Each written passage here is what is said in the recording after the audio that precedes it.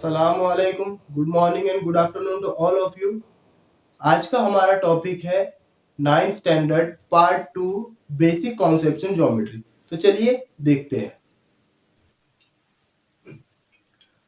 अब देखिए, ये जो वर्ड है ज्योमेट्री ऑलरेडी आपके बुक में दिया है, लेकिन फिर भी मैं एक बार बता देता हूँ। ज्योमेट्री जो है दो वर्ड्स को मिलाकर बनाया हुआ है और ये एक ग्रीक वर्ड है। ठीक है, ग्रीस जो देश है हमारा, उस देश से आया हुआ ये वर्ड है जियोमेट्री। तो ये दो वर्ड्स को मिलाकर बनाया हुआ है। एक है जियो, जिसका मतलब होता है अर्थ, एंड एक है मेट्रिया, जिसको हम लोग यहाँ पर मेट्री बोलते हैं। मेट्रिया मेट्रिया का मतलब होता है मेजरमेंट।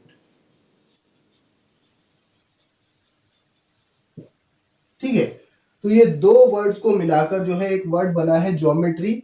जियो का मतलब होता है अर्थ और मेट्रिया का मतलब होता है मेजरमेंट। यानी कि हम यहाँ पे अर्थ का किसी तरह से मेजरमेंट देखते हैं, मतलब अर्थ के अंदर जो भी शेप्स है, जैसे कि आपकी बुक में पिरामिड का एग्जांपल दिया हुआ है। हम लोग जनरली ज्योमेट्री के अंदर सर्कल्स, ट्रायंगल्स, रेक्टेंगल्स और पैरेललोग्राम, इस तरह के शेप्स को मेजर करने के लिए ज्योमेट्री को यूज करते हैं। ठीक है, चलिए इसके अंदर हमारा जो पहला टॉपिक है वो है पॉइंट, लाइन एंड प्लेन। ठीक है, ये जो है हमारा ये फर्स्ट टॉपिक है। अब पॉइंट क्या होता है, लाइन क्या होती है, प्लेन क्या होता है, ये ऑलरेडी आप लोगों को पता है। ठीक है, अब पॉइंट मतलब इस तरह का एक पॉइंट को आप पॉइंट कहेंगे, लेकिन हम लाइन किसको कहेंगे? अगर इसी तरह के बहुत सारे पॉइंट्स में एक दूसरे के नजदीक में बनाता हूं इस तरह से, ठीक है, तो दूर से देखने पर ये आपको एक कंप्लीट लाइन दिखेंगी। जैसा कि अगर बहुत सारे इस तरह के ऐसे डॉट्स है, तो ये दूर से देखने पर जो है एक लाइन दिखेंगी। यानी कि अगर हम पॉइंट्स को एक साथ बनाते हैं, बहुत सारे पॉइंट्स को एक साथ बनाते हैं, तो वो एक क्या हो जाएंगी, वो एक कंप्लीट लाइन बन जाएगी। ठीक है, सो लाइन किस तरह से बनी है? बहुत सारे पॉइंट्स को मिलाकर एक लाइन बनी है। ठीक है, सो पॉइंट आपको पता है, लाइन आपको पता है। प्लेन, प्लेन का मतलब क्या होता है? जैसे कि ये जो बोर्ड है, ये बोर्ड का क्या है, ये पूरा प्लेन है। ये बुक है, ये आपकी बुक है, ये बुक का क्या है, ये साइड जो है ये प्लेन है, ये साइड भी जो है उसका प्लेन है। इसके अंदर हम कुछ बेसिक जो ज्योमेट्री के कंस्ट्रक्शंस होते हैं, जैसे ट्रायंगल होते हैं, रेक्टेंगल होता है, ये इस प्लेन के ऊपर हम लोग बना सकते हैं। इसका मतलब होता है प्लेन। ठीक है, आइए आगे बढ़ते हैं। हमारा नेक्स्ट टॉपिक है coordinates of points and distance. इस पॉइंट में, इस टॉपिक में हमको एक नंबर लाइन बताई हुई है। इस नंबर लाइन के ऊपर कुछ नंबर्स लिखे हैं, कुछ अल्फाबेट्स लिखे हैं। अल्फाबेट्स यहाँ पर एक पर्टिकुलर नंबर को डिनोट कर रहे हैं। जैसे कि ए जो है वो यहाँ पे -5 को डिनोट कर रहा है, बी जो है वो -3 को रिप्रेजेंट कर रहा है या कहो डिनोट कर रहा है, सी जो है वो -2 को रिप्रेजेंट कर रहा है, ओ जो है वो 0 को रिप्रेजेंट कर रहा है, डी 1 को रिप्रेजेंट कर रहा है और ई जो है 3 को रिप्रेजेंट कर रहा है। अब हमें क्या देखना है? हमें देखना है कि अगर हमको कोई दो पॉइंट्स के बीच का डिस्टेंस फाइंड आउट करना है, तो वो हम कैसे फाइंड आउट करेंगे? यहाँ पे एक कंडीशन आपको हमेशा ये ध्यान में रखनी है कि हमेशा आप जब भी डिस्टेंस कैलकुलेट करेंगे तो दोनों के बीच का डिफरेंस आपको लेना है। डिफरेंस मतलब आपको दो नंबर्स को सब्ट्रैक्ट करना है। जैसे कि अगर मैं कोई दो नंबर के बीच का डिस्टेंस लेता हूं, कंसिडर करते हैं कि मैं इन दोनों नंबर्स के बीच का जो है डिफरेंस लेता हूं। मुझे इन दो अल्फाबेट्स के बीच में यानी कि डी और ई के बीच में डिस्टेंस फाइंड आउट करना है। सो मैं कैसे लिखूंगा? Distance between D E.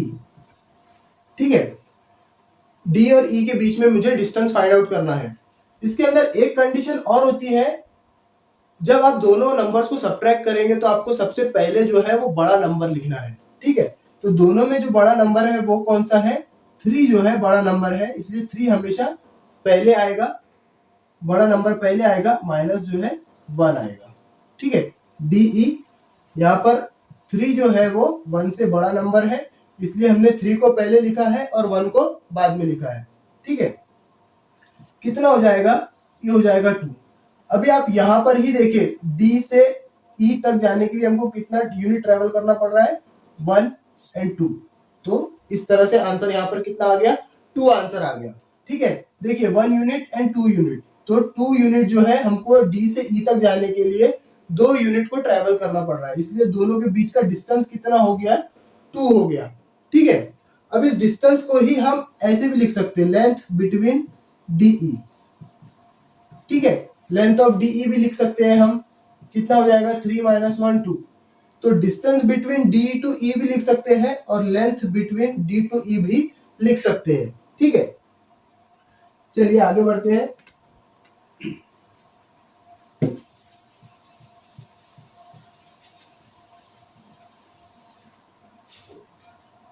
हाँ, अभी देखिए यहाँ पर कुछ एग्जाम्पल आपको बताया हुआ है। हाँ, एग्जाम्पल जो बताया था वो ऑलरेडी अपन ने देख लिया। एक और एग्जाम्पल आपको बताया है, distance between C and D. अब देखिए सी और डी के बीच में आपको डिस्टेंस फाइंड आउट करना है। आपको ध्यान रखना है हमेशा जो बड़ा नंबर है उसको पहले लिखेंगे और छोटा नंबर जो है बाद में आएगा। ठीक है, तो इन दोनों में से बड़ा नंबर कौन सा हुआ, 1 जो है एक बड़ा नंबर हुआ क्योंकि वो पॉजिटिव नंबर है, और -2 जो है वो एक निगेटिव नंबर है, तो यहाँ पे 1 बड़ा हुआ -2 से। ठीक है, तो आप कैसे लिखेंगे, 1 माइनस, देखिए हमेशा माइनस लगता है डिस्टेंस फाइंड आउट करने के लिए, हमेशा बीच में क्या आएगा, माइनस आएगा, और ये नंबर एज इट इज आएगा जो -2 था। ठीक है, 1 माइनस ऑफ -2, माइनस जो है आपको हमेशा बीच में लगाना है, और उसके बाद में जो नंबर है जिस साइन के साथ में वो नंबर है उस साइन के साथ में उस नंबर को वहां पर लिखना है।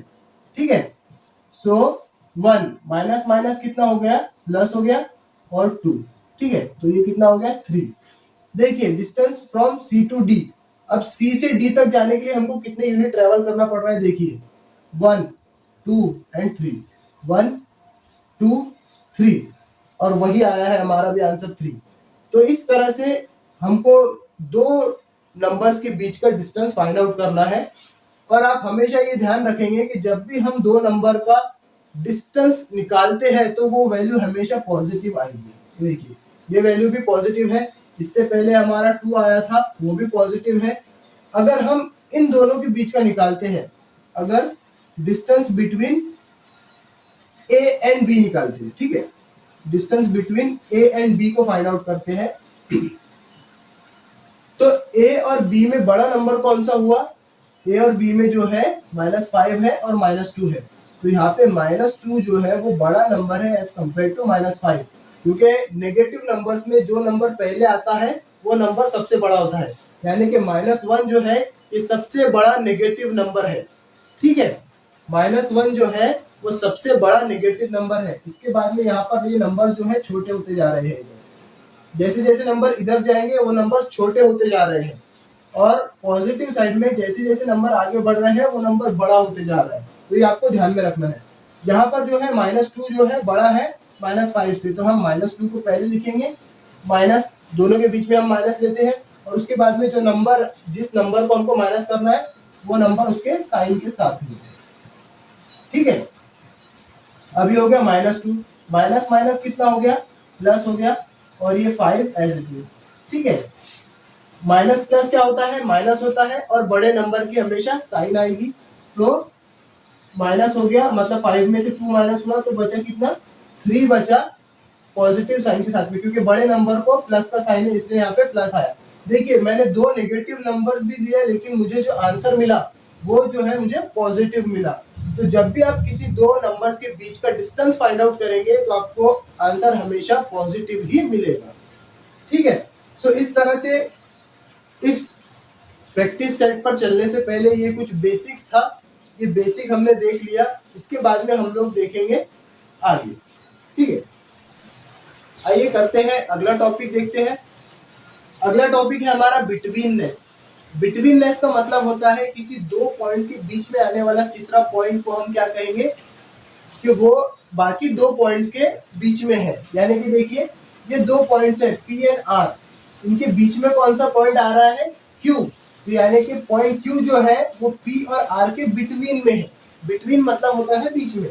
ये इन दो पॉइंट्स के बीच में क्या है, हमारा Q है, तो हम क्या कहेंगे कि Q जो है वो P और R के बीच में है, between the Q is between P and R, ठीक है, वहां पर लिखा हुआ है आपकी बुक में point Q is between P and R, point Q is between P and R, ठीक है।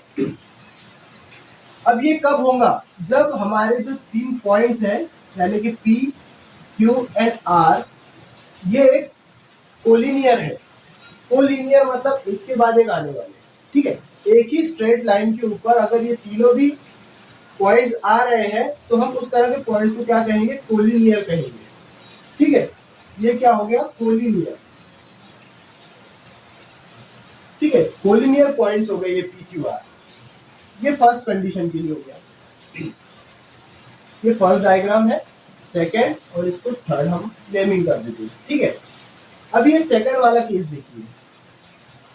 अब यहाँ पे सेकंड वाले डायग्राम के अंदर कौन सा पॉइंट जो है मिडल में है, पॉइंट R जो है मिडल में है, यानी कि बिटवीन में है किसके, P एंड Q के।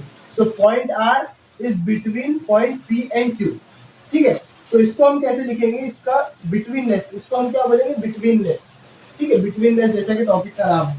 सो इसको हम लिखेंगे P R Q, ये क्या हो गए, कोलिनियर पॉइंट्स हो गए, कोलिनियर पॉइंट्स, ठीक है। अब देखिए थर्ड वाली कंडीशन देखिए, थर्ड वाली कंडीशन में देखिए पॉइंट P जो है वो R और Q के बीच में है, यानी कि point P is between point R and point Q, है ना। तो हम इसको कैसे लिखेंगे, R P एंड Q, ठीक है। ये कैसे पॉइंट्स हो गए, कोलिनियर पॉइंट्स हो गए, ठीक है। इस तरह से हम लोग बिटवीननेस लिखते हैं, इस तरह से हम क्या लिखते हैं, इस तरह से हम बिटवीननेस लिखते हैं। इस तरह के टर्म्स को हम क्या कहते हैं, बिटवीननेस। अगर पॉइंट्स कोलिनियर है तो ही बिटवीननेस जो है सेटिस्फाई होगा। बिटवीननेस का कंडीशन कब सेटिस्फाई होगा, जब हमारे ये 3 पॉइंट्स कोलिनियर है तब, ठीक है। देखिए अब देखते हैं आगे, एक फॉर्मूला आपको वहां पर दिया है, इस डायग्राम के ऊपर से वो फॉर्मूला है। देखिए किस तरह से लिखेंगे, यहाँ पर Q जो है वो मिडल में है, यानी कि P और R के बिटवीन में है। तो फॉर्मूला किस तरह से बनेगा, देखिए distance between PQ plus distance between QR, ठीक है, is equals to distance between PR, ठीक है। मतलब PQ प्लस QR को मिला के हमारा क्या बनेगा, PR। देखिए यहाँ पर भी देख सकते हैं PQ और QR को मिला के क्या बनेगा, हमारा पूरा टोटल PR, ठीक है। इसलिए हमने लिखा distance PQ plus distance of QR is equal to distance of P and R, ठीक है। ये इस डायग्राम के हिसाब से होगा। अब सेकेंड डायग्राम के हिसाब से फॉर्मूला कैसे बनेगा, सेकेंड डायग्राम के हिसाब से फॉर्मूला बनेगा D distance between P to R plus distance between R to Q is equal to distance between P and Q, ठीक है। इस तरह से आपको लाइन के हिसाब से, मतलब जैसे आपके पॉइंट्स हैं उसके हिसाब से फॉर्मूले को मैनिपुलेट करना है। अब थर्ड फॉर्मूला हमारा किस तरह से बनेगा, पॉइंट P जो है वो मिडल में है, तो फॉर्मूला कैसे बनेगा, डिस्टेंस बिटवीन RP, ठीक है, RP plus distance between PQ, distance PQ is equal to distance between R and Q, ठीक है, distance between R and Q। तो ये 3 लाइन के हिसाब से हमारे इस तरह के 3 फॉर्मूले बनते हैं।